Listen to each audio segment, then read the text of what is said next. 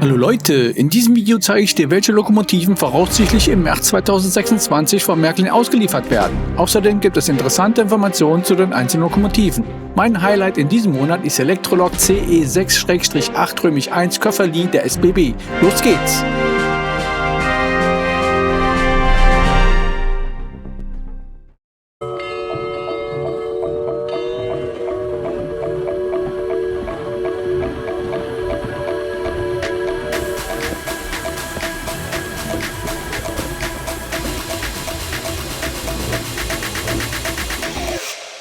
Hallo, ich heiße dich herzlich willkommen bei den Dachbodenmodellbahnern. Ich bin Ralf und ich zeige dir die Märklin H0 Neuheiten von März 2026. Hier siehst du bereits, was in diesem Monat alles mit dabei ist. Mein persönliches Highlight ist Electrolog CE6-8 Köfferli der SBB der Epoche 3. Wenn dir das Video gefällt, dann lass gerne ein Like und ein Abo da, das bringt den Kanal weiter. Wir danken dir dafür. Jetzt starten wir mit der Diesellokomotive der Serie 59 der belgischen Staatsbahn. Sie ist ein Klassiker in Belgien und bekannt für ihre besondere Optik und enorme Zuverlässigkeit. In den frühen 1950er Jahren begann die belgische Staatsbahn mit der Modernisierung ihres Fuhrparks, um Dampflokomotiven zu ersetzen. Im Zeitraum 1954 bis 1955 wurden insgesamt 55 Exemplare der Serie 59 gebaut. Vor 1970 hieß die Serie noch 201. Die Serie 59 war als vielseitige Lokomotive für den mittelschweren Reisezug- und Güterverkehr auf Hauptstrecken konzipiert, die noch nicht elektrifiziert waren. Der 8-Zylinder-Dieselmotor leistete ca. 1750 PS. Die Höchstgeschwindigkeit betrug 120 Stundenkilometer. Die Lokomotiven waren über Jahrzehnte das Rückgrat auf vielen belgischen Strecken, besonders in den Regionen um Antwerpen, Lüttich und im grenzüberschreitenden Verkehr, zum Beispiel nach Aachen. Der reguläre Dienst in Belgien endete offiziell im Jahre 2002. Das Modell zeigt die Diesellokomotive Serie 59 der belgischen Staatsbahn in der Ausführung mit 2 Doppellampen unten und einem zusätzlichen Spitzenlicht oben und Scheibenrädern im Betriebszustand von 1989. Technisches Highlight ist ein Pufferspeicher. Als nächstes geht es um die Elektrolokomotive der Serie 1100 der niederländischen Eisenbahn. Sie ist ein echter Klassiker. Eine Lokomotive mit Charakter, Ecken und Kanten.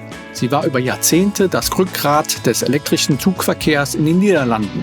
Die 1100er basiert auf den französischen BB 8100 der SNCF. Sie wurde zwischen 1950 und 1956 gebaut. Insgesamt wurden 60 Exemplare in Dienst gestellt.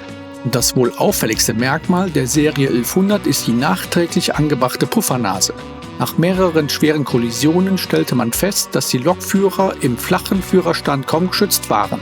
Ab den späten 1970er Jahren erhielten alle Lokomotiven im Zuge einer Modernisierung einen massiven Vorbau, um die Aufprallenergie bei Unfällen abzufangen. Das veränderte das Aussehen der Lokomotive dramatisch und gab ihr ein fast schon grimmiges Profil. Obwohl sie nach heutigen Maßstäben klein wirkt, war sie für die damalige Zeit sehr leistungsstark. Die Höchstgeschwindigkeit betrug 130 Stundenkilometer bei einer Leistung von ca. 1900 Kilowatt. Für die Lokomotivführer war sie besonders, denn sie neigte bei hohen Geschwindigkeiten zum Schlingern und Tanz auf den Schienen. Mit dem Erscheinen der moderneren Serien 1600 und 1700 wurden die 1100er nach und nach verdrängt. Die letzte Lokomotive wurde 1999 offiziell aus dem Plandienst genommen. Das Modell zeigt die Elektrolokomotive der Serie 1100 der niederländischen Eisenbahnen. Es handelt sich dabei um eine Lokomotive aus der ersten Bauserie ohne Frontverstärkung im dunkelblauen Lokomotivaufbau mit schwarzem Fahrwerk im Betriebszustand Mitte der 1970er Jahre. Technische Highlights sind: Es handelt sich um eine komplette Neukonstruktion. Einmalig zum Jubiläum 75 Jahre Elektrolokomotive Serie 1100. Ein Pufferspeicher ist mit an Bord. Jetzt kommen wir zur Elektrolokomotive der Baureihe 186. Sie ist eine der erfolgreichsten modernen Mehrsystemlokomotiven in Europa. Die 186 gehört zur Trax 2E-Plattform von Bombardier. Das MS im Namen steht für Multisystem, was sie zum Grenzgänger macht. Sie kann unter allen 4 in Europa gängigen Stromsystemen fahren. Die Leistung beträgt ca. 7600 PS unter Wechselstrom. Je nach Zulassung und Einsatzgebiet ist sie 140 oder 160 Stundenkilometer schnell. Die Baureihe 186 wurde ungefähr zwischen 2007 bis 2020 gebaut. Das Modell zeigt die Elektrolokomotive Baureihe 186 der AKIM SAS, vermietet an die SBB Cargo International in lichtgrauer Grundfarbgebung mit 2 unterschiedlich gestalteten Seitenflächen im Betriebszustand ab 2022. Technische Highlights sind komplette Neukonstruktion in hochdetaillierter Metallausführung, Fernlicht, Führerstands- und Führerpultbeleuchtung, neu konstruierte Stromabnehmer mit unterschiedlichen Schleifstücken. Ein Pufferspeicher ist auch mit an Bord. Als nächstes geht es um die Elektrolokomotive der Baureihe E10.3. Die Baureihe E10.3, später als Baureihe 110 bezeichnet, ist ein echter Klassiker der deutschen Eisenbahngeschichte. Sie war das Gesicht des hochwertigen Reiseverkehrs der Deutschen Bundesbahn in den 1960er und 1970er Jahren. Während die frühen E10-Loks noch einen flachen, eher kastenförmigen Aufbau hatten, erhielt die E10.3 ab 1962 eine aerodynamisch optimierte Front, die sogenannte Bügelfalte. Sie besaß zudem eine windschnittige Schürze unter der Pufferbohle und durchgehende Lüfterbänder an den Seiten. Die E10.3 war als Schnellzuglokomotive konzipiert und technisch für ihre Zeit äußerst solide. Die Höchstgeschwindigkeit betrug 105 Stundenkilometer bei einer Dauerleistung von ca. 3700 Kilowatt. Sie war das Arbeitstier vor berühmten Zügen wie dem Rheingold oder dem Rheinpfeil, bevor die leistungsstärkere E03 diese Aufgaben übernahm. Mit der Einführung von Hochgeschwindigkeitszügen wie dem ICE wanderte die BR 110 ab den 1990er Jahren zunehmend in den Regionalverkehr ab, wo sie bis ca. 2014 im Einsatz war. Das Modell zeigt die Elektrolokomotive der Baureihe E10.3 der Deutschen Bundesbahn. Der Lokomotivkasten hat die aerodynamische Front mit Bügelfalte sowie durchgehendem Lüfterband, umlaufender Regenrinne und stirnseitigem Griffstangen. Außerdem mit Pufferverkleidung und Schürze, stahlblauer Lokaufbau und steingrauem Rahmen. Der Betriebszustand ist um 1967 herum dargestellt.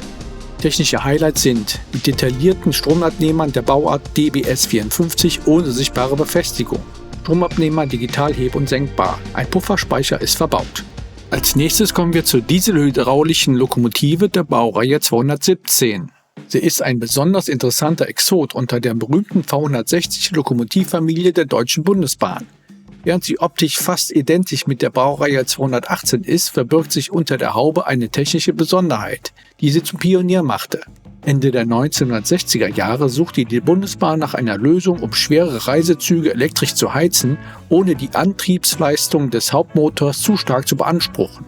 Die Baureihe 217 war die erste Lokomotive der V160-Familie, die über eine elektrische Zugheizung verfügte. Das Alleinstellungsmerkmal der Baureihe 217 ist ihr Zwei-Motoren-Konzept. Ein 12-Zylinder-Dieselmotor mit ca. 1900 PS, der rein für den Antrieb zuständig war, und ein kleinerer Zusatzmotor mit ca. 500 PS, der einen Generator für die elektrische Zugheizung antrieb. Der Clou: im Güterzugbetrieb, wenn keine Heizung gebraucht wurde, konnte die Leistung des Heizdiesels über eine Kupplung zusätzlich auf das Getriebe übertragen werden. Die Lokomotive verfügte dann über eine Gesamtantriebsleistung von rund 2400 PS. Nur 15 Exemplare wurden 1968 und 1969 gebaut. Obwohl die Baureihe 217 technisch erfolgreich war, wurde sie von der Baureihe 218 überholt. Bei der 218 gelang es, einen so starken Hauptmotor einzubauen, dass dieser den Heizgenerator direkt mit antreiben konnte. Das Modell zeigt die Diesellokomotive der Baureihe 217 der Deutschen Bundesbahn in purpurroter Grundfarbgebung im Betriebszustand ab 1974. Technische Highlights sind digital schaltbare Maschinenraumbeleuchtung, Führerstandsbeleuchtung und ein Pufferspeicher. Jetzt geht es um die Zweikraftlokomotive der Baureihe 249. Die Baureihe 249 ist ein technisches Highlight des modernen Schienengüterverkehrs. Sie gehört zur Vectron Dual Mode Familie von Siemens Mobility. Das Hauptmerkmal dieser Lokomotive ist ihr Zweikraftantrieb Dual Mode genannt. Das bedeutet, sie kann sowohl unter der elektrischen Oberleitung als auch mit ihrem eigenen Dieselmotor auf Strecken ohne Oberleitung fahren. Die elektrische Leistung beträgt ca. 2200 Kilowatt. Die Leistung des Dieselmotors beträgt nur 750 Kilowatt und dient lediglich dazu, die letzte Meile ohne Fahrrad zu überwinden. Mit dieser Konfiguration gehört die Lokomotive zu Dual Mode Light. Die Radsatzlast von 21 Tonnen ist ebenfalls geringer als die Dual-Mode-Schwesterbaureihen 247 und 248. Die Höchstgeschwindigkeit beträgt 120 Stundenkilometer. Das Modell zeigt die Zweikraftlokomotive der Baureihe 249 Vectron Dual Mode Light der DB Cargo AG im Betriebszustand 2024. Technische Highlights sind Stromabnehmer digital heb- und senkbar, Telex-Kupplung vorne und hinten, Kupplungswalzer, Steuerpultbeleuchtung, Führerstandsbeleuchtung, Maschinenraumbeleuchtung. Fahrgestell und Aufbau weitgehend aus Metall. Ein Pufferspeicher ist mit an Bord. Als nächstes geht es um die CE6-8-1, die liebevoll Köfferli genannt wird. Sie ist eine absolute Ikone der Schweizer Eisenbahngeschichte. Während ihre große Schwester, das berühmte Krokodil, oft das ganze Rampenlicht stiehlt, ist das Köfferli technisch gesehen mindestens genauso spannend, wenn nicht sogar ein bisschen kurioser. Der Spitzname Köfferli rührt von den markanten, flachen Vorbauten her. Im Gegensatz zum gelenkigen Krokodil, dessen Vorbauten wie eine Schnauze wirken, sahen die der CE6-8-1 eher aus wie kleine Koffer, die vorne und hinten angehängt waren. Darunter verbargen sich die Fahrmotoren. Die Lokomotive wurde 1919 von BBC und der Schweizerischen Lokomotiv- und Maschinenfabrik gebaut.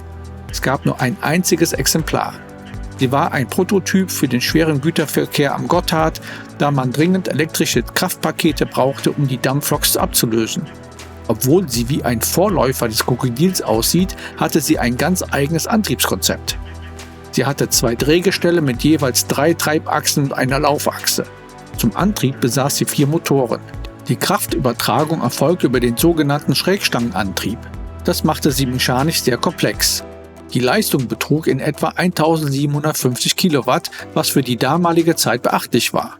Obwohl sie ein Einzelstück war, hielt sie sich erstaunlich lange im Dienst. Erst 1982 wurde sie offiziell aus dem Dienst genommen. Das Modell zeigt die Güterzug-Elektrolokomotive Köfferli der Schweizerischen Bundesbahn in tannengrüner Grundfarbgebung mit grauem Fahrwerk im Betriebszustand Anfang der 1950er Jahre. Technische Highlights sind Führerstands- und Maschinenraumbeleuchtung, ein Pufferspeicher ist mit an Bord. So, das war's mit diesem Neuheitenvideo von März 2026. Wir hoffen, dass dir das Video gefallen hat und dass Märklin wie geplant die Lokomotiven rechtzeitig ausliefern kann. Mach's gut, dein Kanal die Dachbodenmodellbahner.